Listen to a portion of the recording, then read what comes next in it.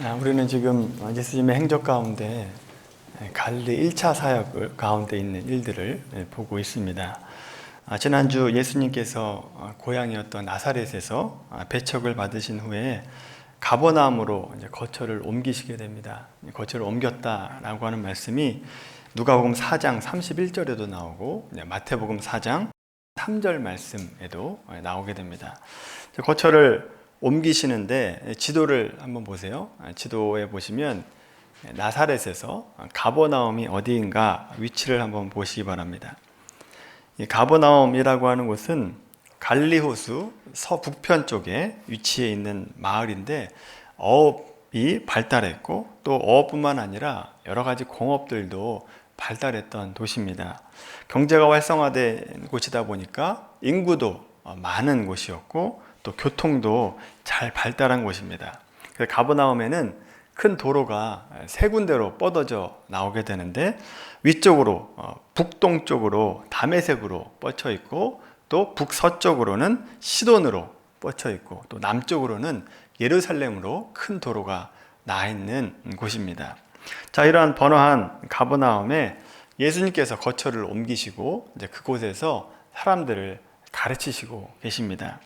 당시 가버나움에는 많은 사람들이 모여서 말씀을 들을 수 있는 장소가 없어서 당시에 사람들이 어떤 일이 있으면 바닷가로 사람들이 모였습니다. 그래서 오늘 본문에도 보면 예수님께서 갈릴리 바닷가로 가셔서 말씀을 전하십니다. 게네사렛 호수가 갈릴리 바다를 얘기합니다. 그 호숫가에서 두 배가 있는 것을 보시고 그때 예수님께서 한 배에 오르셔서 그 배는 시몬 베드로의 배인 겁니다. 그 베드로가 모르는 사이가 아니죠. 예수님과 베드로가 아는 사이였습니다. 예수님께 시몬의 배에 오르셔서 무리를 가르치십니다.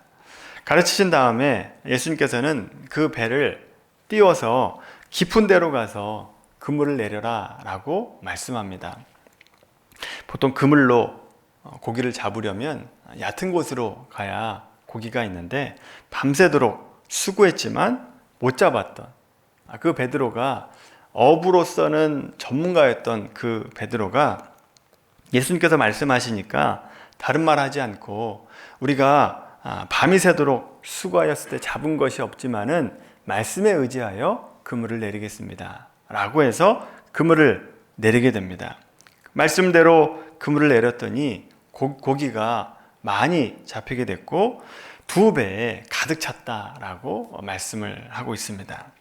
이것을 본 시몬 베드로가 예수님 발 앞에 엎드려서 주여 저를 떠나십시오. 저는 죄인입니다 라고 자신의 죄인됨을 고백을 하게 됩니다.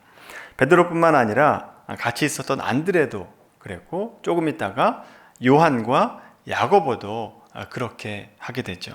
그리고 예수님께서 무서워하지 말라 이제후로는 사람을 취하리라 라고 말씀하실 때 제자들이 예수님을 따랐다 라고 말씀하고 있습니다. 그래서 오늘 본문에 보면 베드로와 안드레, 야고보와 요한 그러니까 두 형제가 예수님을 따랐다 라고 하는 말씀이 나오게 됩니다. 여러분 지금 말씀한 이 네 사람 중에 야고보를 뺀 베드로와 요한과 안드레는 예수님께서 1년 차에 이미 이들을 불러서 제자로 삼았습니다. 우리가 이것을 앞에서 우리가 살펴보았는데 기억을 상기시켜 드리기 위해서 다시 한번 말씀을 드리자면 예수님께서 세례 받으시고 유대 광야에 가서 40일 금식 기도를 하시고 사탄의 시험을 받으십니다. 그리고 그 후에 세례 요한의 제자였던 안드레와 요한이 예수님을 따르겠다라고 해서 예수님을 따르게 되고 제자가 됩니다.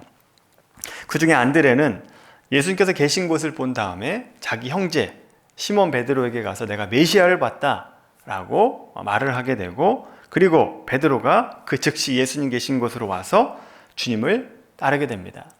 그 다음 날 예수님께서 이제 유대에서 갈릴리로 이제 올라가시려고 할 때 빌립이 찾아오게 됩니다. 그래서 빌립을 본 예수님께서 나를 따라오너라 라고 말씀하셨고 그 즉시로 예수님을 따라가게 됩니다. 그리고 나서 빌립이 자기와 친한 친구 바돌로메라고 하는 나다나엘을 초청을 하죠. 나다나엘을 본 예수님께서 나다나엘이 이제 예수님을 보고 고백을 하는 거죠. 당신은 이스라엘의 임금이로소이다 라고 하는 고백을 하게 되고, 그 메시아인 고백을 하고 나서 나다나엘이 예수님을 따르게 됩니다. 자, 그래서 예수님은 공생의 1년 차에 5명의 제자를 이미 얻었다라고 하는 거죠. 베드로, 안드레, 요한, 빌립, 나다나엘 5명을 이미 제자로 얻으셨습니다.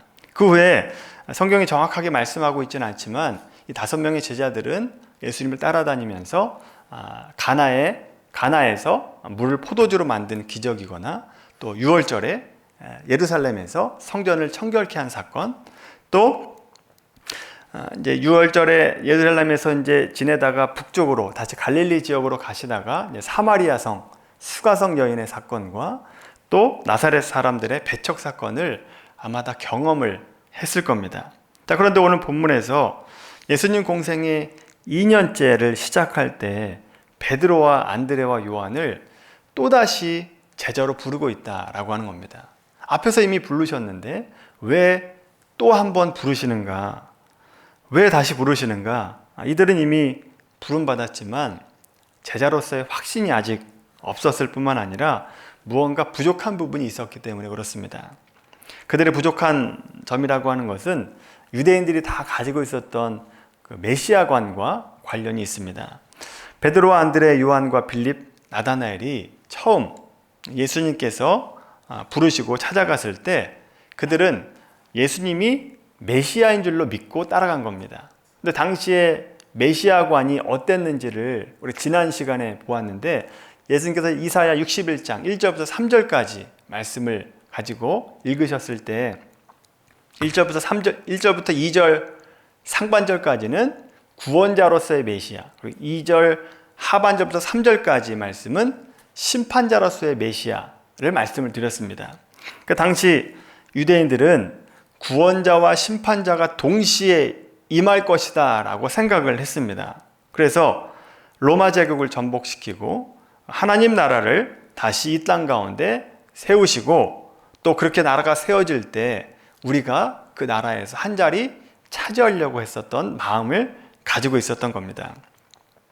우리나라 옛날식으로 생각을 해보자면 선비들이 이제 훌륭한 선생님을 찾아가서 그 문화에 들어가게 됩니다. 그 문화에 들어가서 선생님을 모시고 수종을 들면서 교육을 받게 되죠. 근데 왜 그들이 스승을 찾아가서 공부를 하는가? 단지 공부를 하려고, 또 지식을 넓히려고, 또 인품을 수양하려고 단지 그것만을 목적으로 해서 가는 것이 아니라는 거죠. 그 문화에 들어가면 길이 열립니다. 그 문화에 들어가야 어떤 정계로 진출할 수 있는 길이 열리기 때문에 그 문화에 들어가서 공부를 하는 거죠. 쉽게 말하면 줄타기를 잘해서 높이 올라가려고 스승을 찾아가는 겁니다. 마찬가지로 제자들도 예수님을 따를 때 예수님을 통해서 내가 어떻게 성공을 좀 해보겠노라 라고 하는 마음을 가지고 예수님을 따라가게 됩니다.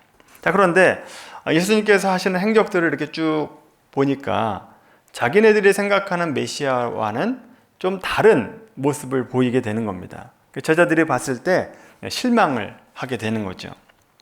그래서 이들이 예수님의 제자다라고 얘기를 하지만 적극적으로 따라다닌 것이 아니라 시간이 날 때마다 배에 물고기를 잡으러 가기도 하고 예수님을 따르기도 하고, 두 가지 일을 같이 하고 있었던 때다라고 하는 겁니다. 그때 오늘 본문에서처럼 예수님께서 베드로를 찾아오십니다. 예수님이 오셨을 때 그때에 베드로나 안드레가 배 안에 있는 것이 아니라 배 밖에서 이제 그물을 정비를 하고 있었던 겁니다. 또 다음에 나갈 차비를 하고 있었던 거죠. 자, 그때 예수님께서 오셔서 베드로의 배에 앉으시고 배를 물로 띄어라 라고 해서 띄어서 그 배가 물가에 가면 사람들이 많이 보이지 않습니까?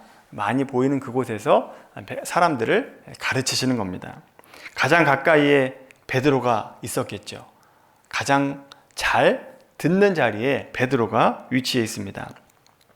그리고 그 말씀을 마치시고 깊은 데로 가서 고기를 잡아라 라고 말씀하시니까, 선생님, 우리가 밤이 맞도록 그물질해도 한 마리도 못 잡았는데, 그러나 내가 말씀에 의지해서 그물을 내리겠습니다 라고 순종을 하죠. 그렇게 해서 그물을 내렸더니 많은 고기가 잡혔다라고 하는 말씀입니다. 그래서 이 사건이 어떤 중요한 변화가 이루어지는 사건인데, 그 제자들의 마음 가운데 부족한 부분, 결핍된 부분이 이 사건으로 채워지게 됐다라고 하는 겁니다. 그래서 온전한 제자, 그러니까 온전히 헌신된 제자가 만들어지는 계기가 오늘 사건이었다라고 하는 겁니다. 그렇다면 제자들에게 부족한 점이 무엇인가? 과연 무엇이었길래 이 사건으로 온전한 제자가 되었는가? 그들에게 경외감이 없었습니다. 그 전에는 경외감이 없었는데 이 사건을 통해서 예수님을 경외하는 마음을 갖게 됐다라고 하는 거죠. 고기를 많이 잡은 사건이 내 곁에 서신 예수님이 얼마나 능력이 많으신가 라고 하는데 그치지는 것이 아니라, 더 나아가서 이분이 얼마나 거룩한 분이신가, 얼마나 신성한 분이신가를 이 사건으로 체험하게 됩니다. 그 신성한 분 앞에서 자기가 얼마나 죄인인가를 깨닫게 되는 거죠. 능력이 압도된 것뿐만 아니라 거룩함에 압도가 됩니다. 오늘날도 어떤 사람이 어떤 특별한 능력을 보여줄 때 능력이 압도될 때가 있습니다. 그 사람의 능력을 보면서 나는 도저히 할 수 없을 것 같은 능력을 보여주면 그 능력에 압도가 되죠. 생활의 달인 같은 데 보시면 뛰어난 능력을 가진 분들이 많지 않습니까? 예전에 봤던 기억이 있는데, 신문 배달하는 분인데, 이 신문 배달하는 분은 1층에서 3층이나 4층에 신문을 접어가지고 던지면 그 문 앞에 떨어집니다. 그래서 신문 배달을 남들은 100부 정도 한다면 이분은 300부, 400부를 하는 능력을 가지고 있었던 분이 있었다는 것을 기억합니다. 제가 그것을 보고 능력에 압도됐습니다. 박수를 치게 됐죠. 그렇다고 해서 내가 그분을 경외하는 마음을 갖지는 않습니다. 능력에는 찬사를 보내지만 경외하지는 않는다라고 하는 거죠. 경외함은 거룩한 분 앞에서 나의 죄를 봤을 때 경외하는 마음을 갖게 되죠. 오늘 베드로가 예수님 말씀에 따라서 고기를 많이 잡았을 때 능력이 압도된 것뿐만 아니라 예수님의 거룩함에 압도가 됩니다. 이 거룩함이 언제 생기는가? 베드로와 같이 자기가 잘 아는 분야, 자기가 전문가라고 했던 분야에서 말도 안 되는 일이 발생했을 때 거룩함을 갖게 되고 또 경외감을 갖습니다. 또 욥과 같이 고난 중에 하나님의 거룩함을 깨닫는 사람이 있습니다. 욥기 42장의 말씀 보시면 욥이 고난 속에서 자신의 부족함을 보게 되고 그에 비해서 하나님의 지혜와 능력이 얼마나 위대한가를 발견했을 때 하나님을 경외하는 마음을 갖습니다. 또 하나는 예수님의 말씀과 예수님의 인격에 대해서 잘 알게 될 때 경외함을 갖습니다. 하나님의 말씀 속에 놀라운 진리를 발견합니다. 보석과 같은 진리를 발견할 때 예수님의 인격이 사랑과 인내와 순종하는 그 모습을 볼 때 우리가 경외하는 마음을 갖게 되는 거죠. 이렇게 사람마다 거룩함을 깨닫는 방법은 다르지만 하나님의 거룩함을 깨달은 사람은 가장 먼저 뭘 해야 되느냐? 자기 자신의 죄를 보게 됩니다. 그 거룩한 분 앞에서 내가 얼마나 죄인인가를 깨닫게 되는 거죠. 나 같은 죄인이 어떻게 저렇게 거룩한 분 앞에 설 수 있는가? 라는 생각을 하게 됩니다. 그리고 신성하고 거룩한 것을 보고 자신의 죄를 바라볼 때 드디어 경외하는 마음을 갖게 되는 거예요. 오늘 본문에서 베드로가 주여 나를 떠나소서 라고 하는 이 고백은 무서워서 못 견디겠습니다 라고 하는 고백이 아니라 그 경외감으로 인해서 제가 감히 어떻게 주님 곁에 있을 수 있습니까? 거룩한 분 앞에 이 죄는 있을 수 없습니다 라고 하는 고백인 겁니다. 이러한 것이 바로 경외감이라고 얘기하는 거죠. 베드로와 다른 제자들이 이전에 이미 부름받았지만 그 전에는 이 경외감이 없었는데 이 사건을 통해서 예수님의 경외하는 마음을 갖게 되고 그 이후로 예수님 온전히 따라가는 제자가 됩니다. 여러분, 이렇게 예수님께서 경외하는 마음을 갖게 하시고 나서 그때야 비로소 무엇을 말씀하시는지 보십시오. 예수님은 두려워하지 말라라고 말씀하시면서 그 후에야 내가 너희를 사람을 낚는 어부가 되겠다, 어부가 되게 하겠다라고 말씀하고 있습니다. 오늘 누가복음 말고 마태복음에 보면 사람을 낚는 어부가 되게 하겠다라고 말씀하고 있고, 또 마가복음에 보면 앞으로 사람을 낚는 어부로 만들어주겠다라고 말씀하고 있습니다. 자, 공관복음의 내용이 약간씩은 다르지만 결론은 뭐냐? 지금이 아니라 내가 너를 사람을 낚을 수 있는 제자가 되게 하겠다는 겁니다. 미래형으로 말씀하고 있다는 거죠. 훈련시켜서 결국 사람 낚는 사람으로 만들어주겠다라고 하는 얘기입니다. 지금 당장은 못할지라도 이제부터는 내가 만들겠다라고 하는 거죠. 무엇을 기점으로요? 경외감을 갖게 한 그 기점을 통해서 제자로 만들어지는 과정을 하시겠다라고 말씀하고 있는 겁니다. 그러니까 경외하는 마음을 갖는 것, 이것이 제자로서의 첫 발걸음이다 라고 하는 겁니다. 경외함이 없으면 제자가 될 수 없다 라고 하는 말씀이 되는 거죠. 경외감을 가져야 제자가 될 수 있습니다. 여러분, 오늘 이 말씀을 통해서 보면 오늘날 그리스도인들이 예수님의 팬은 많은데 예수님의 제자가 별로 없는 이유가 무엇인가? 하나님을, 예수님을 경외하지 않기 때문에 그렇습니다. 경외하는 부분이 너무 적거나 없다라고 하는 거죠. 자신의 죄를 돌아보지 않고 자신의 부족함을 보고 예수님 앞에 오는 것이 아니라 내가 예수님 앞에 와서 뭘 좀 얻으려고, 성공하려고, 돈 좀 벌려고 교회에 오는 분들이 많다는 겁니다. 그러니까 팬으로서 예수님을 쫓아다니는 분이 많다는 겁니다. 여러분, 우리가 우리의 자신의 죄를 제대로 직면하고 그 거룩한 분 앞에서 나의 죄성을 봤을 때 그 앞에 엎드릴 수밖에 없는 우리의 모습을 제대로 보시기 바랍니다. 그래야 경외하는 마음을 가질 수 있습니다. 여러분, 지난 한 주 생각해 보시면 내가 예수님을 경외한다면, 정말 내가 하나님을 경외한다면 그렇게 행동할 수 있을까? 라는 행동 하시지 않았습니까? 내가 정말 예수님 앞에 살아간다라고 생각한다면 그런 행동을 과연 할 수 있었을까? 라고 하는 행동들 많이 있지 않습니까? 정말 저도 하나님을 경외한다라고 한다면 나 이 정도로 목회해도 되겠는가? 라는 생각을 할 때가 있습니다. 하나님을 경외한다면 다른 사람이 보지 않는 곳에서 열정적으로 더욱더 열심을 내서 목양을 위해서, 목회를 위해서 더 열심을 내야 되는데 이 정도로 해서 되겠는가? 라고 하는 마음을 가질 때가 있습니다. 편하려고 하고 마땅히 해야 될 일들을 하지 않으려고 하거나 뒤로 미루는 경우가 있었다는 거죠. 좀 더 하나님을 찬양해야 되는데 그렇지 못한 자의 모습을 보게 되죠. 찬양의 음악 리스트에 보면 찬양이 아니라 악동 뮤지션이나 아이유 노래가 가득 차 있고, 찬양이 없는 그 찬양 리스트를 보면, 음악 리스트를 보면서 내가 이러도 되겠는가? 라고 하는 마음을 할 때가 있습니다. 여러분은 어떻습니까? 여러분은 정말 하나님을, 예수님을 경외하는 마음을 갖고 있습니까? 내가 정말 하나님을 경외한다라고 한다면 주일 예배 때 말고 주중에 삶을 살아갈 때 하나님 앞에서 라고 하는 마음을 가지고 살아가고 계십니까? 내가 정말 하나님 앞에 살아간다라고 한다면 이런 일을 해도 되겠는가? 라는 행동들, 여러분 한두 개가 아니지 않습니까? 지난주에 여러분 한번 생각해 보십시오. 어떤 일이 있었는가? 그 행동 가운데 예수님이 내 맞은편에 앉아 계신다면 그 똑같은 행동을 내가 할 수 있었을까?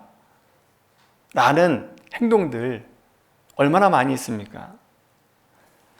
우리는 믿는 자로서 산다라고 얘기하지만, 예수님을 나와 함께 동행한다라고 얘기하지만 삶을 되돌아보면 예수님이 나와 함께하지 않는 것처럼 행동할 때가 얼마나 많은지 모릅니다.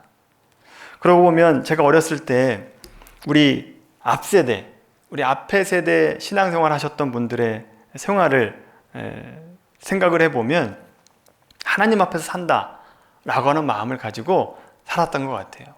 얼마나 뜨겁게 열정적으로 살아갔는지 모릅니다. 그때는요 굉장했습니다. 하나님을 경외하는 마음이. 교회에서 사용하는 것이 성물이다 라고 해가지고 절대 함부로 하지 않았습니다. 그리고 강대상에도 무서워가지고 함부로 못 올라왔어요. 예전에는 그래서 신발도 다 벗고 슬리퍼 신고 그냥 양말로 이 자리에 왔던 때가 있었죠. 또 헌금 드릴 때는요 새 돈 드린다고 다림질 해가지고 헌금을 드릴 그 돈을 다림질 해가지고 드렸을 때가 있었습니다. 제가 어렸을 때는 아버지께서 주일에 TV도 못 보게 하셨어요. 그리고 마트도 못 가게 하셨습니다. 주일에는 돈 쓰면 안 된다고 그랬던 적이 있었다는 거죠. 자, 여러분 이런 모습이 형식주의로 흘러가고 율법이 됐을 때는 문제가 되지만 여러분 그 마음은 하나님을 경외하는 마음에서 비롯됐다라고 하는 것을 본다면 우리가 본받아야 될 점이죠. 우리에게 그런 마음이 없어졌습니다. 하나님을 경외하는 마음으로 살았기 때문에 예전에는 얼마나 바르게 살았는지 모릅니다. 그래서 어떤 사람을 만나서 내가 교회 장로다, 집사다 그러면 그 자체가 보증이 됐어요. 저 사람은 그냥 믿을 만한 사람이다. 근데 여러분 요즘은 어떻습니까? 장로다, 집사다라고 얘기하면 안 믿는 시대에 살아가고 있어요. 왜 그래요? 경외하는 마음을 가지고 살아가지 않기 때문입니다. 똑같이 살아가고 있기 때문에 그래요. 여러분 우리가 예전에 신앙의 선배들이 가지고 있었던 그 경외하는 마음만큼은 닮아야 됩니다. 형식주의를 담자가 아니라 하나님을 경외하는 마음, 그 마음만큼은 본받아야 됩니다. 요즘에 그런 경외감이 사라졌죠. 심지어 성경책을 냄비 받침으로 쓰는 경우가 있고 베개로 쓰는 경우도 종종 있습니다. 하나님 앞에 예배 드리러 오는데 전혀 준비되지 않은 모습으로 예배 드리러 오는 분들도 있죠. 그냥 마트 앞에 집 앞에 마트 가는 것처럼 그런 차림으로 오는 분들이 있습니다. 비싼 옷을 입어야 된다 그런 얘기가 아니라 최소한의 예의는 지켜야 된다라고 하는 겁니다. 여러분 우리가 거룩하신 하나님을 진정으로 경외한다라고 한다면 내 인생의 생사화복을 하나님이 주관하신다라고 생각하고 나의 일거수일투족을 다 하나님이 보신다라고 한다면 우리의 신앙은 달라질 겁니다. 우리의 신앙의 모습이 완전히 변화될 것입니다. 무엇보다도 이런 경외하는 마음이 있어야 비로소 제자가 될 수 있다라고 하는 겁니다. 그때야 비로소 사람을 낚을 수 있는 제자가 될 준비가 된 거다라고 하는 거죠. 여러분 진정한 제자가 되기 위해서 하나님을 경외하는 마음을 갖게 되기를 바랍니다. 하나님의 거룩함에 압도되시기를 바랍니다. 아직까지 내가 하나님을 경외하는 마음이 없다라고 한다면 여러분 이번 한 주간 기도하십시오. 하나님 내가 베드로가 경험했던 것처럼 그런 놀라운 일들을 경험하게 해달라고. 그래서 경외하는 마음을 좀 갖게 해달라고 어떤 사건을 하나 보여달라고 기도하시기 바랍니다. 또 어떤 말씀을 통해서 하나님의 놀라운 지혜를 발견하게 해달라고 기도하시기 바랍니다. 그렇게 기도하는 영혼 가운데 하나님이 놀라운 은혜를 주시고 또 경외하는 사건을 만들어 주실 줄로 믿습니다. 여러분 이런 경외하는 마음을 갖고 온전한 제자가 되는 우리 미랄교회 성도님들이 되기를 간절히 바랍니다. 제자가 되기를 주님의 이름으로 간절히 축원합니다.